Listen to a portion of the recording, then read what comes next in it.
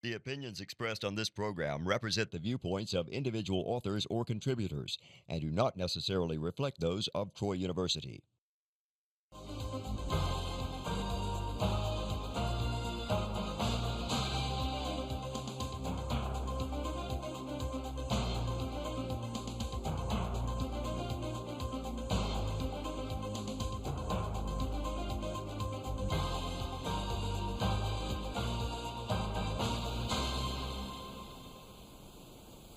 Welcome to International Insights.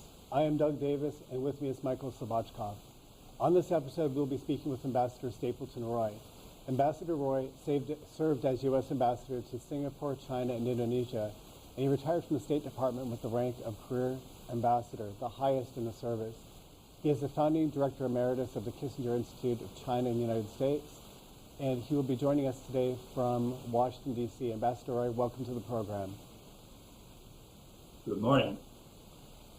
Ambassador Roy, you have an amazing life story. You were born in China and spent much of your youth there. In fact, you saw many scenes from the Communist Revolution happening in 1949 from the roof of the Shanghai American School.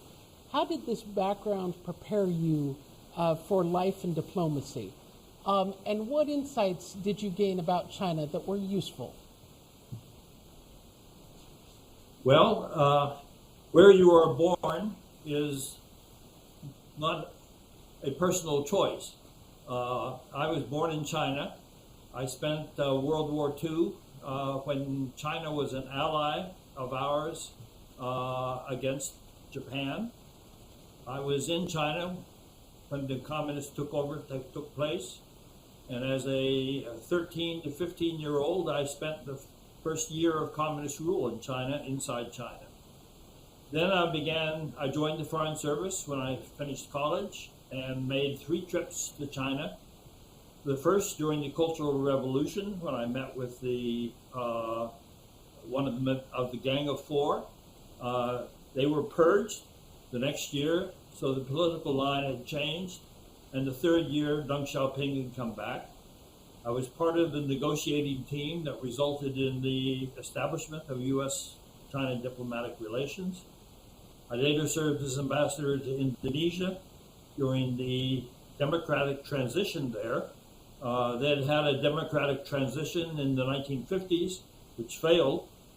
But after developing rapidly for 30 years under President Suharto, they had developed a large middle class. And to the surprise of the Indonesians, they made a successful democratic transition. I had 2 jobs in the State Department in which I developed a global view. I was the special assistant to Secretary of State James Baker for 2 years, and basically managed the global flow of cables to all of the top officials of the State Department on the 7th floor. And I later was the Assistant Secretary for Intelligence and Research, and essentially had a mini State Department which provided global analysis, not policy formulation.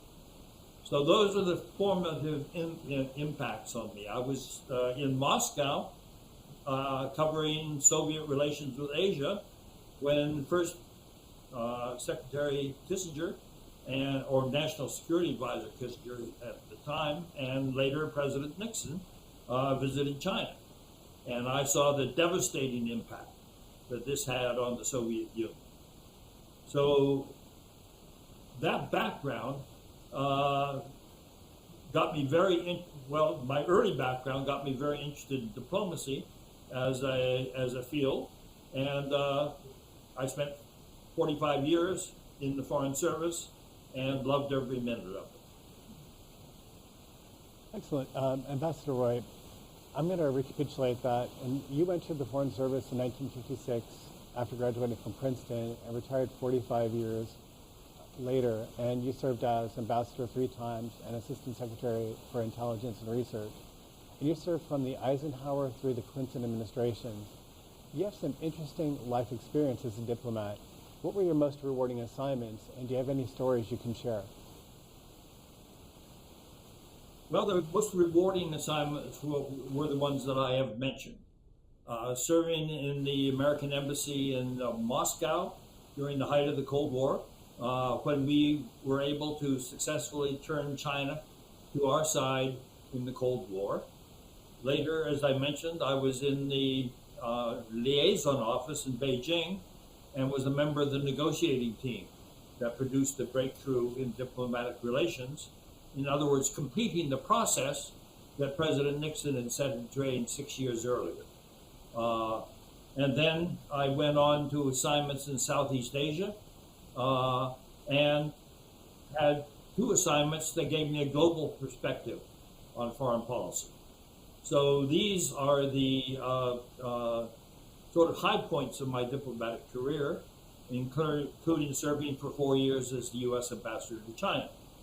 As an interesting anecdote, one of my first actions on arriving in Beijing as ambassador was during my first courtesy call on the foreign minister, I asked him to give a visa to Nancy Pelosi, who was an obscure congresswoman from California at that time, and the Chinese had been unwilling to issue her a visa. Well, they issued her a visa, and then she went down with a television crew to Tiananmen Square in Beijing and unfurled a human rights banner.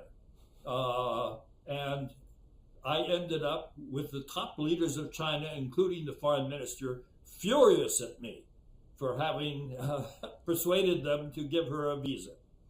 So that was I do not recommend that as a way to start off your diplomatic assignment in a post by getting the top government officials angry at you.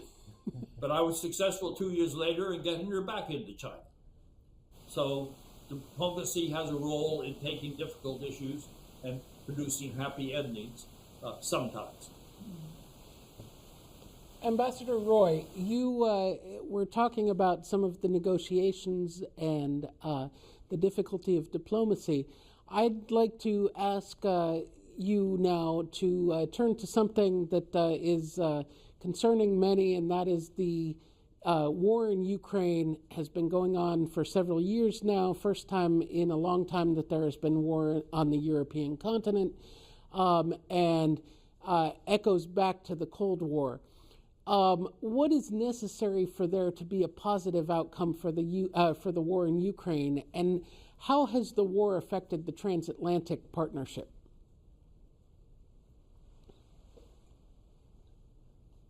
At the moment, I'm sorry to say, there is no real prospect for a positive outcome to the Ukraine war.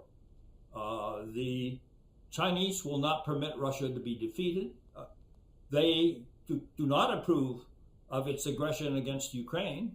China had a good relationship with Ukraine, and it's very sensitive to the idea of foreign powers interfering in the affairs of another country, and particularly separating territory, because they're concerned about possible territorial separation of Taiwan from China. But they now have a strategic partnership, really, with Russia, because of concern about the U.S. threat.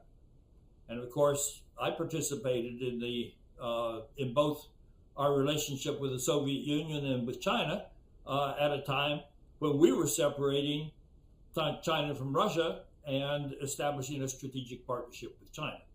So there's a certain irony in that type of background. But the problem now is that we and our NATO allies are not prepared to let Ukraine be defeated by Russia.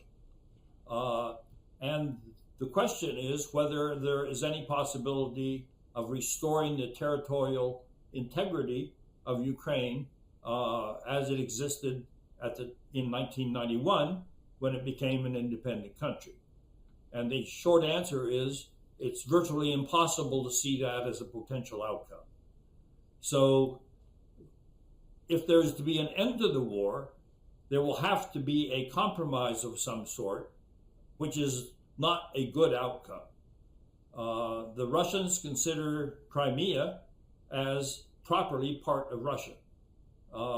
They did not approve when Ukraine was made part, when the Crimea was made part of Ukraine in 1954 by Nikita Khrushchev. And so they felt it should have been restored to them in 1991 when Ukraine became independent. But in fact, the international situation was not conducive to that type of an outcome. But the Russians will probably be unwilling to restore Crimea to Ukraine. The territories in the eastern part of Ukraine were never fully integrated into a unified Ukraine. They have many Russian speakers there, and for historical reasons, they have always favored having a decent relationship with Russia, and this has become impossible at the moment. So these are very troublesome issues. And at the moment, there is no clear path to an acceptable outcome, which kind of underlines the importance of avoiding this type of conflict in the first place, because conflicts do not have a good record of solving problems. They often result in making problems worse. You know, I believe that one of the outcomes is a decline in American prowess internationally. And I want to follow up that response with a question that looks at our inability to get other countries to follow our lead in sanctioning Russia. So if we look at the states in Asia, Africa, and Latin America, most of those countries have not participated in Western sanctions. Why has our message only been partially received in other parts of the world? What are we doing wrong?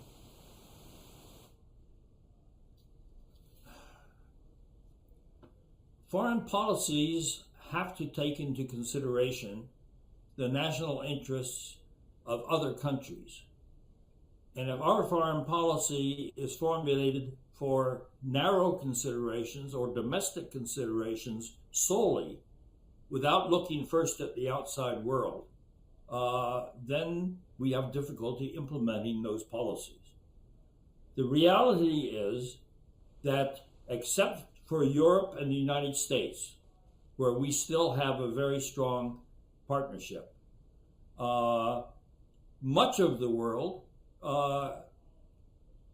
believes there should be a global balance of power between the great powers, and they would include the United States, China, and Russia in that group.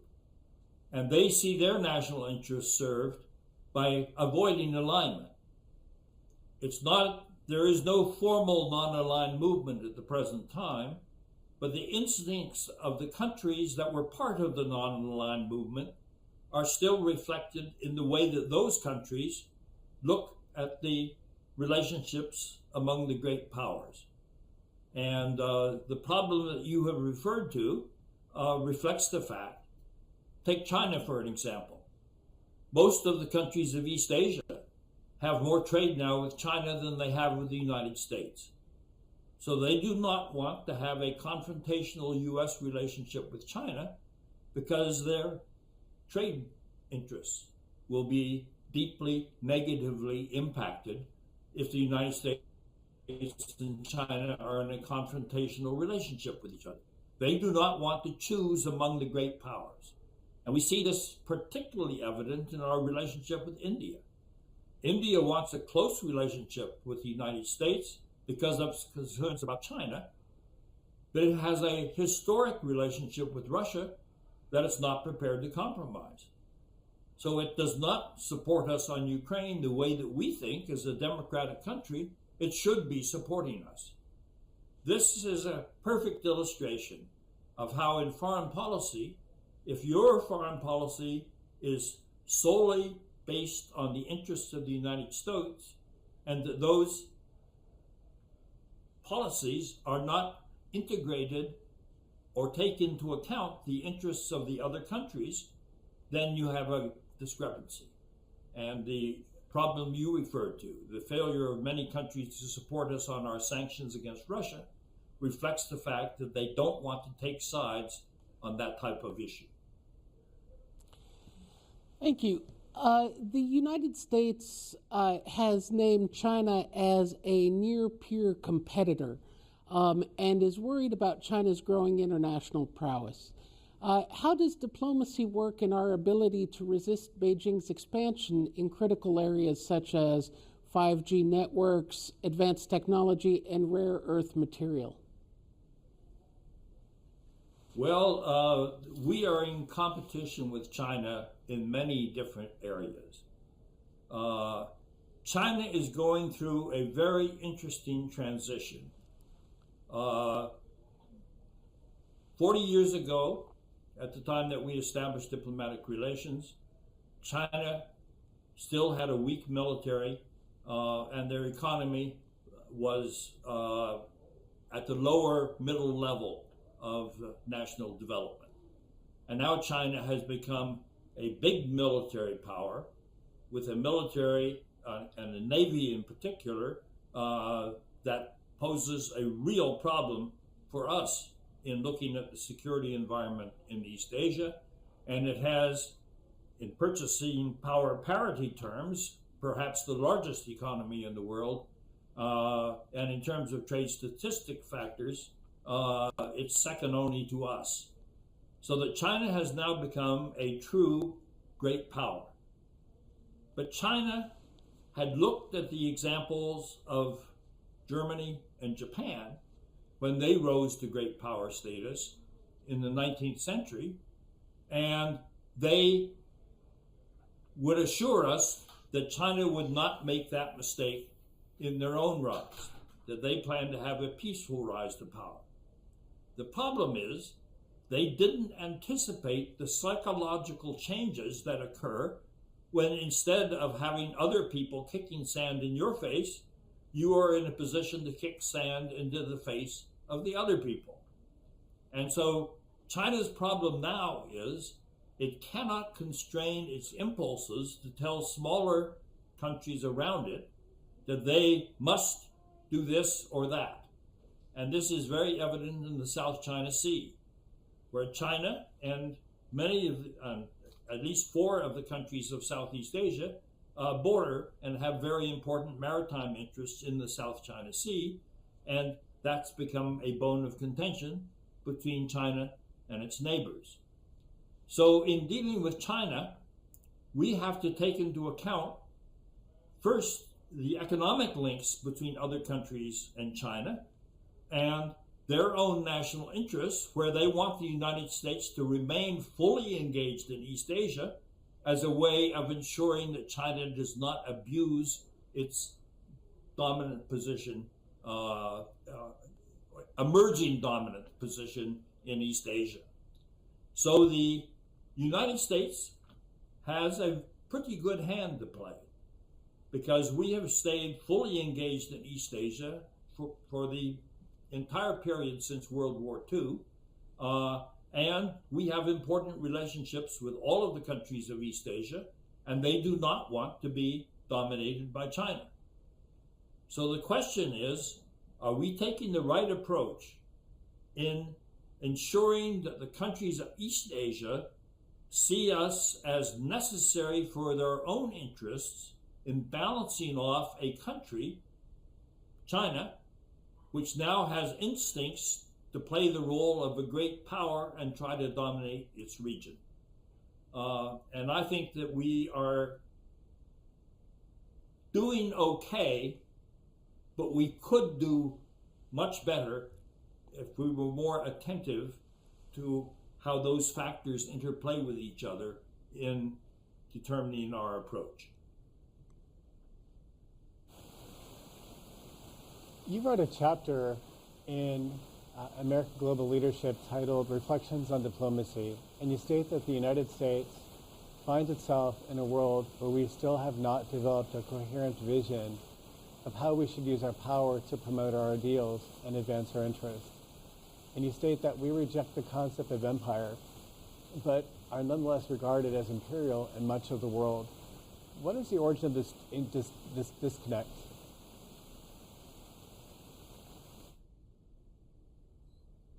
We had a bit of break in the transmission there, but I think I understand your question. What happened at the end of the Cold War is that beyond our expectation, the Soviet Union suddenly in 1991 began to disintegrate. And we, in history, it's difficult to find a comparable situation. In most cases, countries have emerged in great power status by conquering their enemies. And then they have established a hegemony in the areas that they can control. But in the Cold War, this is not the way it happened. It ended by our principal power not being defeated, but disintegrating because of essentially internal forces. And that left us unprepared for how to use our sudden emergence as the sole superpower in a world where previously our freedom of action had been limited by the strength of our principal competitor, which was the Soviet Union at the time. So the real question, I've referred in that article to us being an accidental superpower. What I really meant was an accidental sole superpower. And the problem is that when we discovered that we no longer had a restraining force on the part of a major power competitor, we began to abuse our power. And this is exactly what U.S. political theory says will happen. Because our political concept is based on the concept that power corrupts and that concentrated power has to be checked and balanced. And yet when we ended up as the sole superpower, there was no longer a check on our use of our power. And we got involved in the Iraq War and got bogged down in Afghanistan. And we had the capability to intervene in parts of the world that we barely knew anything about. And that has produced some foreign policy failures on our part. It was exacerbated by the fact that President George Herbert Walker Bush, the first President Bush, had extremely skillfully handled the dangerous breakup of the Soviet Empire in Eastern Europe, followed by the disintegration of the Soviet Union, without precipitating conflict. And that was a masterstroke of diplomacy. But he was defeated in his re-election bid. And with the United States at the height of its global power, we elected 4 presidents in a row who had no background in global affairs, in foreign policy, or in national security strategy.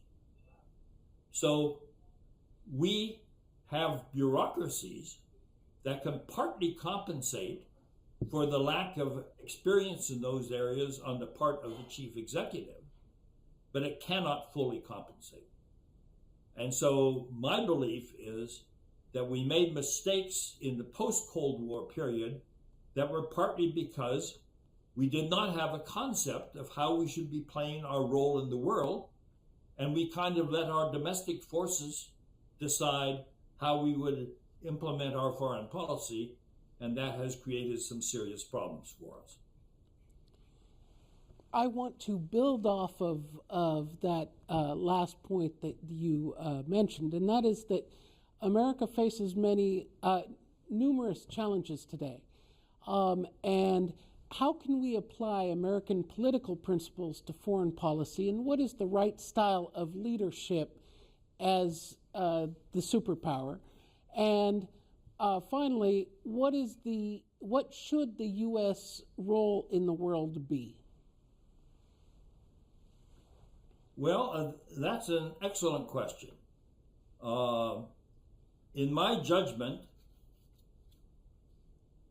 we have an impulse as a nation to be a good, great power. We now no longer are in a unipolar world.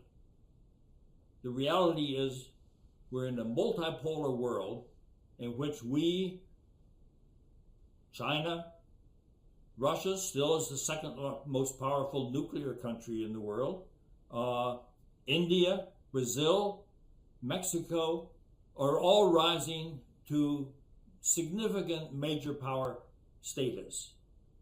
And we are the country that is best positioned to try to manage that balance in a way that produces a stable international situation. As a component of that approach, we need an international order that is bought into by all of the other major power centers. This was the case at the end of World War II when we formed the United Nations, and it was much more successful than the League of Nations after World War I, which the United States chose not to participate in. But after World War II, the United Nations has been helpful in helping to avoid conflicts. Not always successful, but much of the time. But it no longer reflects the power realities in the world. So my judgment is that the United States is well positioned to try to manage a balance among the major powers of the world in a manner that will stabilize the international global order. But we cannot do that by trying to maintain a position as the sole dominant superpower in the world. We have to understand the interests of the other countries in a way that we have not been fully reflecting in our policy at the present time. The second point I would make is I think anybody who engages in foreign policy should read number 63 of the Federalist Papers, which talks about the importance of having other countries see your international actions as reflecting a wise and decent policy. In other words, the argument in item 63 of the Federalist Papers is that we need to pay attention to the views of foreign countries because we will be damaged if we do not watch.